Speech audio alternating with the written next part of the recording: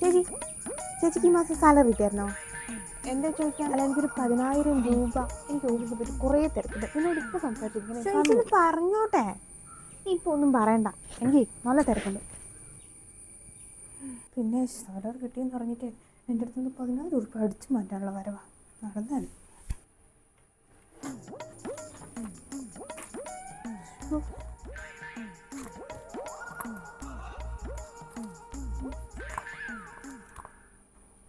പൈസ എവിടെ പോയി?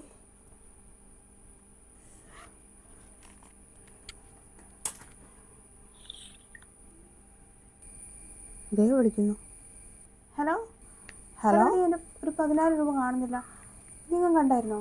അതെ, ഏജൻ്റെ പേഴ്സിൽ നിന്ന് ഒരു 10,000 രൂപ കളഞ്ഞു കിട്ടിയായിരുന്നു എനിക്ക്. അത് പറയാൻ വേണ്ടിയിട്ട് നിൻ്റെ പുറമെ ഞാൻ എത്ര തവണ വന്നതാ.